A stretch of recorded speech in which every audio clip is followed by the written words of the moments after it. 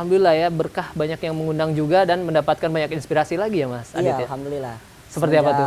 Waktu itu setahun yang lalu saya diundang oleh Radio Silaturahim dan Rasel TV wawancara. Gak lama kemudian diundang lagi oleh Trans 7. Trans 7 di program acara Hitam Putih, alhamdulillah. Terus di RCTI juga, terus sempat di Islam Itu Indah di Trans TV dan TV-TV lainnya. Sampai sekarang masih banyak ya undangan-undangan itu untuk Mas Adit memberikan inspirasi ya. Iya, alhamdulillah. Alhamdulillah. Sempat juga di TV One tayang. Yang paling berkesan di mana pas saat diundang? Di mana? Radio Silaturahim. Oh, Radio Silaturahim, Masya Allah, alhamdulillah ya. Dan Ihwanawat, mungkin bagi Ihwanawat yang baru mungkin ya mendengar dan banyak juga Ihwanawat yang langsung mendapatkan inspirasi dari pas mendengar siaran pertama di Rasil, juga di media-media TV lain, di radio lain, kemudian banyak artikel-artikel juga di media cetak ya. Iya. Kemudian di blog, di internet sangat banyak sekali ya. Dan sekarang beliau itu merupakan salah satu orang terkaya di dunia. Definisi kaya di sini tuh seperti apa sih? Mas Adit itu salah satu orang terkaya di dunia. Seperti apa sih sebenarnya? Orang kaya itu bukan hanya dia memiliki harta yang banyak, mobil mewah, uang yang miliaran, itu bukan. Itu bukan definisi orang kaya. Karena kalau misalkan dikatakan banyak harta, kaya itu bukan. Si Korun, kisah Korun pernah tahu? Dengar kisah tentang si Korun? Korun. Nah, Korun itu hartanya banyak. Di dunia Menimbun ini, harta ya? iya, banyak sekali hartanya, tapi Allah tidak sebut Korun itu orang kaya. Bahkan Allah sebut Korun itu adalah penghuni api neraka yang kekal abadi selama-lamanya di dalam api neraka. Fir'aun itu hartanya banyak. Seorang raja yang memiliki banyak harta, yang kejam, tapi Allah tidak sebut bahwa Fir'aun itu kaya, juga tidak. Orang kaya yang sesungguhnya itu adalah orang yang apabila dia bayar zakat, dia infak, dia sedekah, dia membantu fakir miskin, kaum duafa yang ada di sekitarnya dia, itu baru orang kaya. Itulah orang kaya yang sebenar-benarnya. Karena harta ini kita hidup hanya sementara. Sedangkan dunia ini hanya sementara, akhirat selama-lamanya. Gitu. Ya, Mas Adit kan ini mungkin sudah sering ya dengan pertanyaan ini dan Mas Adit juga sudah sering menjawabnya gitu mengenai rumah makan gratis ini. Iya. Nah, idenya itu seperti apa sih Mas Adit? Kan yang kita dengar juga sebelumnya Mas Adit juga ya sama mungkin sama orang-orang yang tidak berkecukupan gitu. Malah berkekurangan gitu kalau dari sisi materi gitu. Tapi punya ide yang mungkin ya buat sebagian banyak orang gitu yang nggak logis gitu. Iya. Gimana tuh? Masya Allah. Jadi gini. Pertama kali saya mendirikan rumah makan gratis itu kita hanya mampu berbagi itu 50 porsi per hari. 50 porsi? Iya. Di saat itu juga ya ekonomi saya merasa sulit. Itu 50 porsi itu berapa kalau dirupiahkan kira-kira berapa saat itu? Kalau setiap hari kan kita belanja itu kan 300.000. 300.000 itu ya bisa beli ayam, beli jadi ikan. 50 porsi aja ya? Untuk 50 porsi, 50 orang yang makan setiap hari. Nah itu. Pendapatan saya pada waktu itu, kisaran paling besar itu 100.000. 100.000? Tapi bisa jalan. Per hari 100.000? Per hari 100.000. Tapi bisa ngejalani rumah makan gratis istiqomah setiap hari. Gitu, berbagi 50 porsi setiap hari. Nah itu karena apa? Karena adanya kekuatan Allah, yang alhamdulillah saya tuh mendapatkan kemudahan, mendapatkan rezeki yang datang tanpa disangka-sangka. Itulah kekuatan Islam yang sesungguhnya sebenarnya gitu. Yang saya rasakan. Karena gini, banyak orang kaya, hartanya banyak, pendapatannya besar, tapi hidupnya nggak tenang. Hidupnya itu nggak bahagia. Hidupnya nggak berkah. Nah sekarang saya ingin membuktikan, kita orang biasa saja, pendapatan kita sedikit, tapi alhamdulillah serba berkecukupan. Tidak merasa kekurangan. Karena saya baca Al-Quran, sesungguhnya Allah itu tidak pernah menciptakan satupun manusia yang hidup di dunia itu miskin. Tidak ada manusia ciptaan Allah itu miskin, tidak ada. Yang ada manusia itu sendiri yang merasa dirinya miskin. Carilah di dalam Al-Quran dalil-dalilnya. Ada nggak Allah menciptakan manusia hidup di dunia miskin? Itu tidak ada. Gitu. Nah kami sebagai umat Islam meyakini Al-Quran bahwa Allah itu hanya menciptakan dua. Yang pertama kelebihan harta, yang kedua berkecukupan harta. Makanya jangan pernah kita tuh merasa kekurangan. Fabi ayyi ala'i rabbikuma tukadziban. Kenikmatan Allah yang manakah yang kalian dustakan? Gitu. Jangan pernah sekali-kali kita itu tidak mengakui atas segala nikmat yang telah Allah berikan. Gitu. Kita wajib mensyukuri atas segala nikmat yang telah Allah berikan kepada kita. Jadi kuncinya itu niat yang baik dihiasi dengan SSI. Sabar, syukur, ikhlas. Sabar ketika kita diuji. Bersyukur apa yang kita miliki. Gitu. Apa yang kita miliki saat ini itu adalah pemberian, itu adalah rezeki dari Allah. Wajib kita syukuri. Lalu ikhlas. Ketika kita berbagi, ketika kita beribadah, sholat, zikir, bekerja, itu kita wajib ikhlas. Nah, dengan adanya kekuatan ini, niat yang baik dihiasi dengan SSI, sabar, syukur, ikhlas, alhamdulillah. Semuanya Allah mudahkan, semuanya. Pendapatan saya cuma 100.000, alhamdulillah. Allah datangkan orang dermawan untuk membantu. Alhamdulillah. Rumah makan gratis bisa jalan, istri saya bisa untuk kebutuhan rumah tangga kami tercukupi, rumah makan gratis tercukupi, semuanya tercukupi, alhamdulillah. Subhanallah. Sampai saat ini, sekarang pun sudah 300 lebih. 300 lebih ya? Dari 50 porsi sekarang udah 300 porsi. Itu tahun berapa pertama mulai itu, Mas Adit? Tahun 2016 kita pertama kali mulai rumah makan gratis, di akhir 2016, terus tahun 2017 ya, kalau nggak salah, 2017, 2018 saya pernah diundang di Rasil, di Radio Silaturahim setahun yang lalu, Masya Allah. Sampai saat ini, sekarang sudah 300 porsi. Sekarang usia berapa Mas Adit? Usia saya baru 27 tahun. 27 tahun, mau 28 bentar lagi. Nah ini kan Mas Adit, bagi kita yang mungkin tadi kalau sebenarnya tidak ada orang miskin ya, mungkin bagi kita yang merasa belum berkecukupan, bagaimana melatih hati kita, diri kita tuh tidak berat untuk bersedekah gitu. Dan ketika bersedekah pun bagaimana meluruskan niat kita, hati kita agar ikhlas gitu. Itu kan berat sekali gitu. Banyak yang akhirnya ngasih tapi kan ikhlasnya belum tentu. Iya. Gitu. Nah, bagaimana Mas Adit sendiri istilahnya apa melatih diri gitu ya? Iya. Jadi gini, kita hidup itu kalau bisa menjadi orang yang dermawan dan bijaksana. Apalagi seorang lelaki. Wa isqala rabbuka lil malaikati inni ja'ilun fil ardi khalifah. Kita itu lelaki, kita itu pemimpin gitu. Kita harus belajar bagaimana caranya biar kita tuh menjadi orang yang bijaksana. Bagaimana kita biar bisa menjadi orang yang dermawan. Ya kita harus belajar dengan orang yang bisa dipercaya. Seperti contohnya para sahabat. Kita belajar tentang dari kisah-kisahnya para sahabat. Lihatlah. Saya pernah membaca kisah tentang Abu Bakar As-Siddiq radhiyallahu anhu. Beliau seorang sahabat yang sangat berhati emas, Masya Allah. Dermawan. Beliau pernah menginfakkan segala hartanya. Semua hartanya itu diinfakkan ke jalan Allah. Tapi tidak ada satupun riwayat bahwa beliau itu miskin. Betul. Tidak ada satupun riwayat yang menulis bahwa beliau itu pernah miskin, gitu. Malah Allah lipat gandakan, gitu. Apa yang beliau infakkan ke jalan Allah. Jadi jangan pernah berhitung, karena hitung-hitungan logika matematika manusia itu sangat jauh berbeda dengan logikanya Allah. Gitu. Matematika manusia, kalau 1 ditambah 1 sama dengan 2. Kalau matematikanya Allah, logikanya Allah, 1 ditambah 1 sama dengan 1000. Gitu. 1 tambah 1 sama dengan 1000. Gitu. Apalagi kita bersedekah di waktu sempit. Di waktu kita sedang miskin, kita banyak-banyak bersedekah, itu malah Allah lipat gandakan itu jauh lebih besar pahalanya daripada orang yang sudah kaya. Orang kaya pahalanya cuma 10. Tapi kan kali meskipun lipat lagi kaya, lagi lapang, kayak berat banget ngasih, apalagi lagi sempit gitu. Nah, itu. Jadi gini, Allah mengangkat derajat kita, memberi kita rezeki, itu terkadang di saat kita sedang diuji.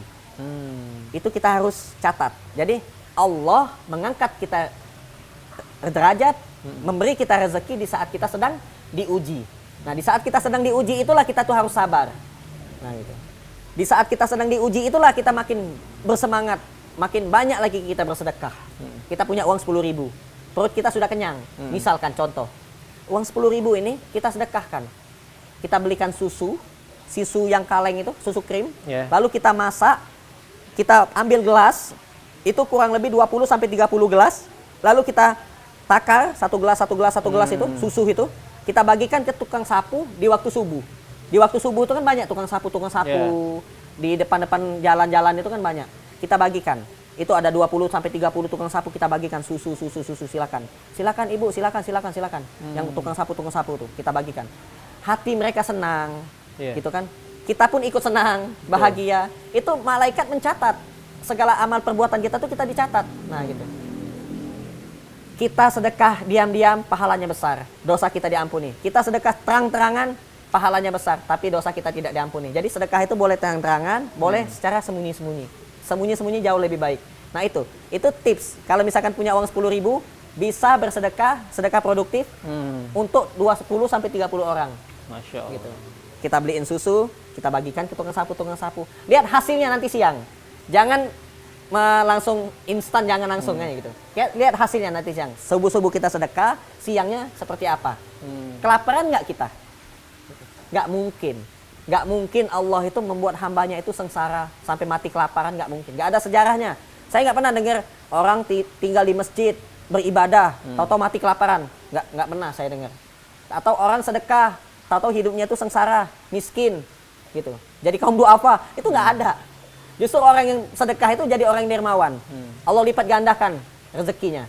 Seperti itu. Ada aja jalannya tanpa disangka-sangka. Gitu. Masya Allah. Baik Iwan Wat, saat ini mungkin bagi Iwan Wat yang baru bergabung, kita tengah berbincang-bincang dengan Mas Adit Prayoga. Mungkin bagi Iwan Wat yang pernah dengar si Andi Rasil, kemudian juga lihat video-videonya di YouTube sangat banyak sekali, sudah tidak asing lagi ya dengan Mas Adit ini. Beliau pemilik atau pendiri rumah makan gratis yang berada di Ciangsana, Gunung Putri, Bogor. Dulu sebelum di sini tempatnya di mana? Agak ke dalam ya, agak masuk katanya ya. Pertama Sekarang kan kali di pinggir di jalan Gera Pajar ya. Madani, di Gera Pajar Madani itu dekat Kampung Pabuaran Kulon juga, dekat Komplek AL. Terus saya pindah selama 7 bulan di sana, saya pindah ke Kampung Pabuaran Kulon, RT 1 RW 16, Desa Ciangsana. Terus selama berjalan di situ sekitar 8 bulan, pindah lagi ke pinggir jalan raya Desa Ciangsana, depan Ruko Orange, Kecamatan Gunung Putri, Kabupaten Bogor. Pinggir jalan raya. Sekarang makin besar tempatnya, makin rame yang makan, alhamdulillah. Sekarang sudah sampai 300 porsi per hari. Setiap hari kita berbagi seperti itu. Setiap hari juga banyak yang ikut berbagi ya, bawa lauk gitu ya, bawa nasi gitu, ada juga ya, Mas Iya. Adit? Jadi sebenarnya kita masak itu kadang-kadang masak nasi doang. Gitu. Karena sudah banyak SMS, ada seorang ibu-ibu, Pak, saya mau nyumbang sop, sayur sop, tapi saya kasih ceker gitu kan. Satu panci besar boleh nggak? Boleh Ibu, silakan. Kita catat untuk hari apa Ibu? Untuk besok boleh. Terus ada yang nyumbang ayam sampai 300 ekor, itu boleh. Ada yang nyumbang ini ikan, ada yang nyumbang sayur-sayuran juga, sayur tumis-tumisan. Nah, berarti kita cuma masak nasi doang dong. Nah, gitu. Pernah seperti itu, sering malah. Gitu.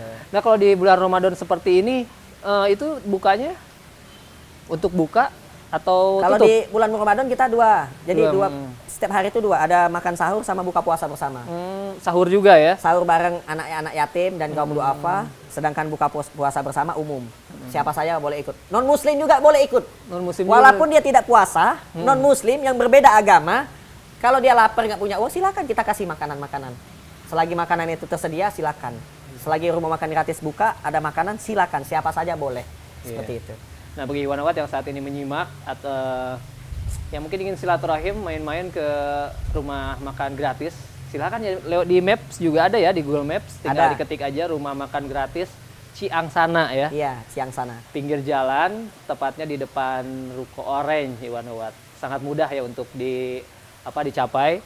Dan mungkin di bulan Ramadan ini bagi Iwan Wat yang mungkin juga ingin berbagi juga kepada yang membutuhkan ya, bisa melalui rumah makan gratis juga ya, Bisa. Mas Adit ya. Silahkan.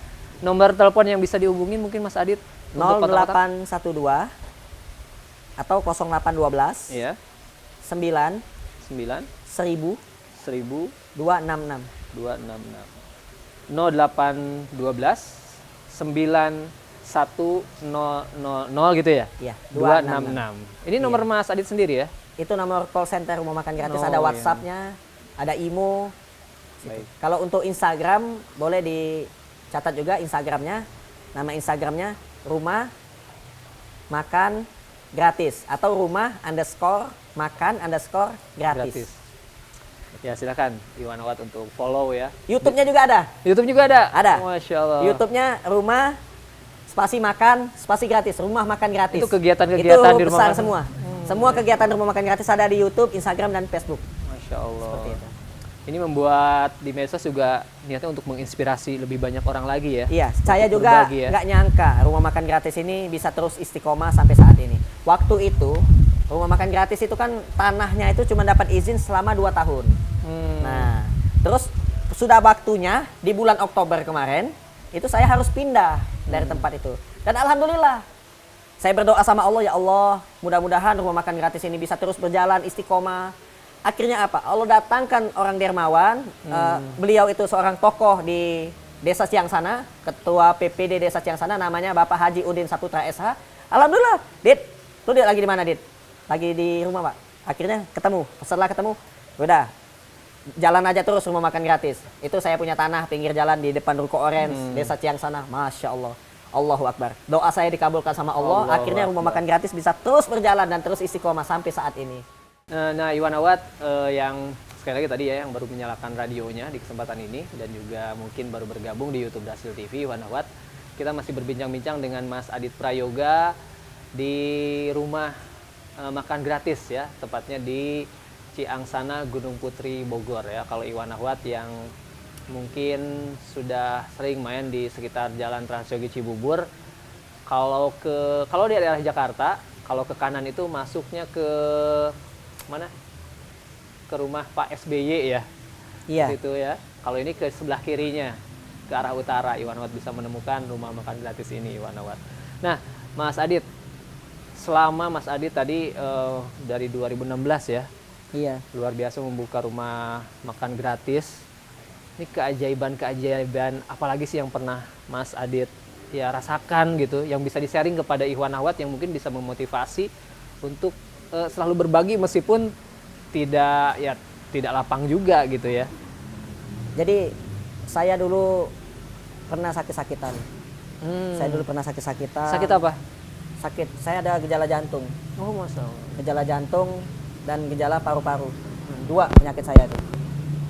Saya sempat merasa ketakutan juga pada waktu itu. Semenjak hasil ronsen itu oleh dokter bahwa saya itu mengidap ada gejala jantung dan paru-paru. Nah, saya berdoa terus sama Allah. Saya juga berpikir kalau cuma doa aja mungkin nggak cukup gitu. Akhirnya saya juga harus ikhtiar, harus berusaha lah itu. Yeah. Untuk ya bekerja cari uang biar bisa beli obat. Tapi pendapatan saya tetap aja sedikit. Akhirnya saya ambil jalan pintas saja. Saya baca-baca buku itu tentang kisah-kisah orang-orang yang sembuh penyakitnya, Allah angkat penyakitnya, benar-benar penyakit itu hilang hanya gara-gara sedekah. Gitu. Jadi ada kisah di Saudi, di Jeddah itu ada seorang ibu-ibu yang ibu-ibu itu mengedap penyakit kanker sudah stadium 4. Ini orang Arab gitu ya? Orang Arab. Jadi di Timur Tengah, di Arab itu ada seorang ibu-ibu, suami istri dia itu. Nah, ibu itu kena penyakit kanker sudah stadium 4. Dan sudah diponis oleh dokter kalau misalkan operasinya yang terakhir itu gagal, dia kemungkinan bisa meninggal. Karena saking parahnya ya. Iya, akhirnya ibu itu ya meminta kepada suaminya untuk dicarikanlah seorang pekerja atau pembantu rumah tangga, asisten rumah tangga gitu. Nah, dapatlah di Indonesia, TKW. Gitu, tenaga kerja asal Indonesia. Seorang wanita. Nah, ketika TKW itu datang ke Timur Tengah bekerja sama seorang ibu-ibu itu, dia lihat TKW itu rajin, ibadahnya bagus, rajin gitu kan. Suka sholat, habis sholat dia berdoa, zikir gitu. Seneng lah majikan ini. Nah, sekian lama dia bekerja, tiba-tiba sang ibu ini berkata kepada suaminya, "Wahai suamiku, pembantu yang kamu dapatin itu sangat bagus sekali. Rajin kerjanya. Tapi ada satu kebiasaan yang selalu membuat aku itu curiga. Apa tuh? Pembantu itu kalau misalkan masuk kamar mandi itu lama sekali. Bisa setengah jam, bisa 1 jam, bahkan pernah 2 jam baru keluar dari kamar mandi. Aku itu selalu curiga, setiap dia masuk kamar mandi aku tungguin gitu lama gitu. Sampai kesel nungguin lama, tak tinggal aja. Itu saya itu selalu curiga dengan pembantu itu. Nah, akhirnya suatu ketika ada panggilan dia berangkat mau ke hospital di Jordan, rumah sakit mewah di Jordan itu, dia mau melanjutkan operasinya. Nah, itu sebelum dia berangkat ke rumah sakit, itu tiba-tiba sang ibu ini meminta kepada suaminya, nanti dulu, Tunda dulu berangkat ke rumah sakit sebelum pembantu ini keluar dari kamar mandi. Karena dia sudah setengah jam menunggu sang pembantu itu tidak keluar-keluar dari kamar mandi. Apa yang dia lakukan di kamar mandi itu? Gitu. Jadi mau langsung ditanya gitu ya. Akhirnya menunggulah sang ibu sampai pembantu itu keluar. Ketika pembantu itu keluar, ada suaminya. Nah, langsung majikan ini bertanya kepada pembantunya. Wahai ibu, kamu jawab jujur. Apa yang kamu lakukan? Apa yang kamu kerjakan di dalam kamar mandi? Setiap kali masuk kamar mandi itu lama sekali. Bisa setengah jam, bisa 1 jam, bahkan pernah 2 jam saya tungguin. Gitu, kata sang majikan ini. Akhirnya dijawab jujurlah oleh sang pembantu sambil menangis. Pembantu itu bilang, saya jujur, sebelum saya berangkat ke Timur Tengah ini, sebenarnya saya itu melahirkan seorang anak perempuan, yang anak perempuan itu anak pertama saya, lalu saya titipkan ke orang tua saya. Karena tuntutan ekonomi. Saya itu miskin, saya punya banyak kebutuhan-kebutuhan. Sedangkan saya tidak punya pekerjaan, saya melamar kemana-mana ditolak. Akhirnya saya dapat info ada lowongan ke Timur Tengah sebagai TKW. Saya melamar, akhirnya saya diterima. Dan saya terpaksa menitipkan anak saya, anak pertama saya itu ke orang tua saya. Kemana suamimu? Suamiku sudah lama pergi meninggalkan aku. Di saat dia begitu barulah hamil, suaminya pergi meninggalkan dia. Masya Allah. Akhirnya sampai dia lahir anaknya pun dititipkan ke orang tuanya. Lalu dia bekerja. Nah, sekarang susu saya ini kalau tidak saya keluarkan itu rasanya pedih sekali. Sakit. Ya. Sakit gitu. Akhirnya saya tuh kalau di kamar mandi itu buang susu saya. Susu kanan, susu kiri ini dikeluarin semua di WC. ASI-nya itu ya, diperas ya. Iya, saya tuh buang ASI setiap hari gitu. Kalau nggak dikeluarin, kalau nggak dibuang, itu pedih rasanya, sakit. Akhirnya sang majikan ini menangis, sedih, mendengar kisah pembantu ini, lalu berkata ke suaminya, wahai suamiku, sesungguhnya kita tidak terlalu penting bagi anak yang dia miliki. Anaknya jauh lebih penting daripada dia, daripada kita. Tolong berikan cek kepadaku, wahai pembantu, kami kontrak selama 2 tahun bekerja. Selama 2 tahun itu pula, gajimu kami lunasi, kami bayar. Anakmu jauh lebih penting daripada kami. Terimalah uang gaji ini, anggap saja sedekah dari kami. Kami sedekah kepada kamu, tolong jaga amanah ini sampai anakmu tumbuh besar. Sampai anakmu itu kuliah kalau bisa. Gitu. Kamu jaga anakmu, jangan kamu tinggalkan. Gitu. Akhirnya pulanglah pembantu ini ke negaranya dengan hati yang senang dan gembira, bawa uang banyak. Akhirnya dia jaga amanah itu. Sampai anaknya itu diasuh sama dia. Nah, setelah itu sang majikan ini melanjutkan perjalanan ke hospital Jordan. Nah, di rumah sakit, begitu sampai di rumah sakit, dokter itu bertanya sama majikan ini, wahai ibu, selama ibu di rumah, apakah ibu melakukan terapi kanker atau makan obat-obatan lain? Tidak, dokter. Ini ada sesuatu yang aneh, kata dokter. Kenapa, dokter? Penyakit kanker ibu itu hilang. Tidak ada bekas-bekas akar-akarnya sedikit pun tidak ada. Padahal udah stadium 4 tadi ya? Padahal sudah stadium 4. Sedangkan hasil cek yang kita lakukan penelitian kemarin itu pun hilang. Di dalam tubuh ibu itu sudah tidak ada penyakit kanker lagi. Sudah sedikit bersih, pun. ya? Dari ujung kaki sampai ujung rambut nggak ada penyakit lagi. Sehat walafiat. Nah, gitu.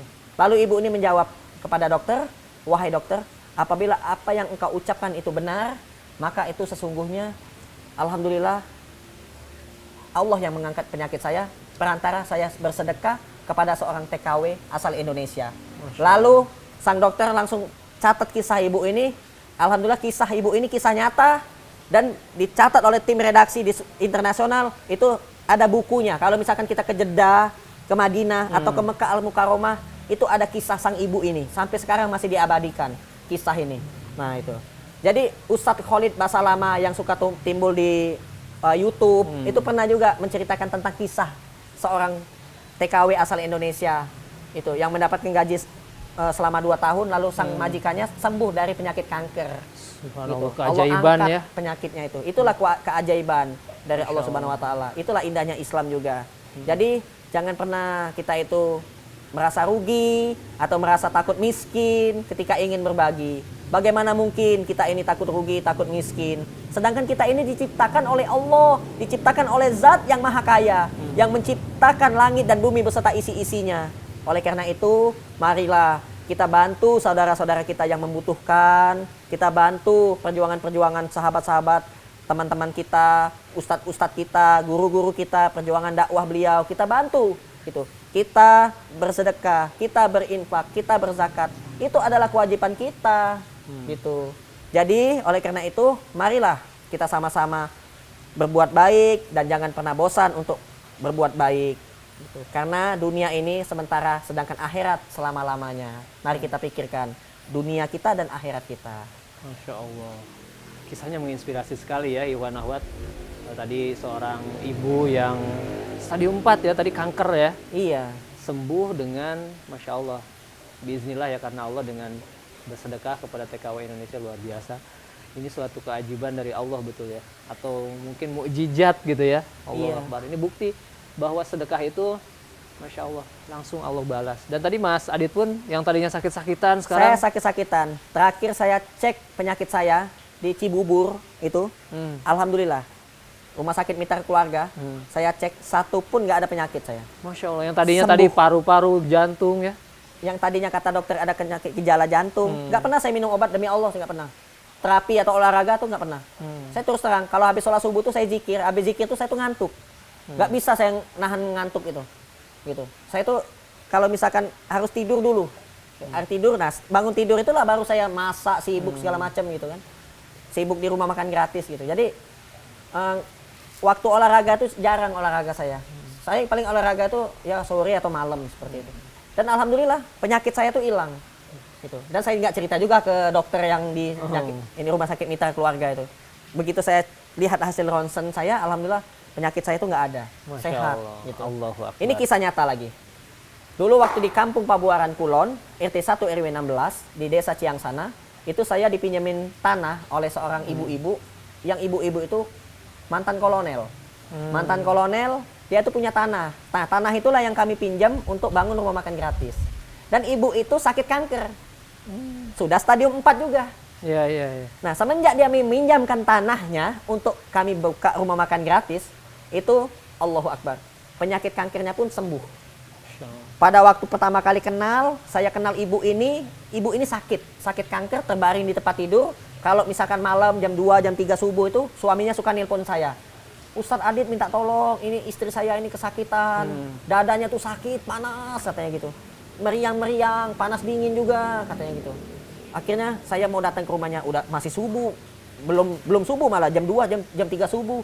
Nah, akhirnya besok ya Pak, insya Allah saya bilang, nanti kita ruqyah lah, kita bantu ruqyah.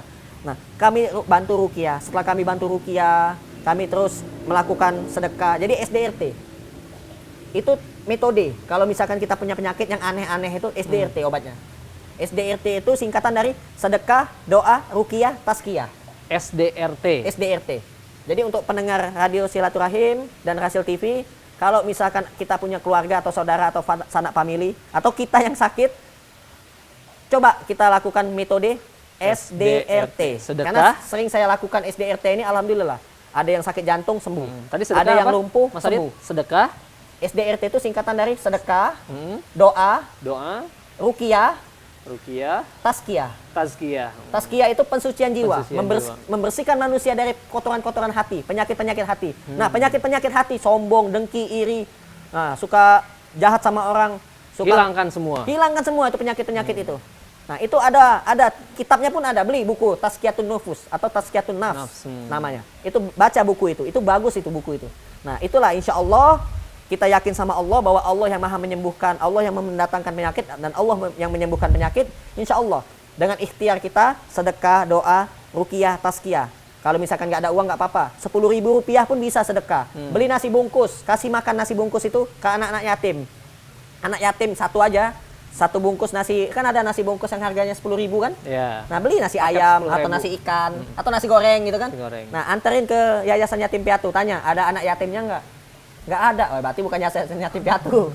Nah, kalau ada anak yatimnya baru Yayasan Yatim Piatu, kasih nasi bungkus itu ke anak yatim, satu aja gitu, sedekah. Nasi bungkus itu dimakan sama anak yatim, Masya Allah berkah, jadi darah, jadi daging, anak yatim itu baca Quran, puasa, sholat, kita dapat pahalanya juga. Insya Allah penyakit kita sembuh, insya Allah. Masya Allah. Baik. Menarik sekali nih perbincangan kita.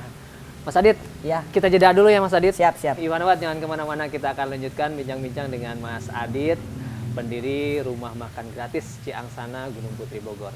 Kami akan kembali setelah jeda berikut ini.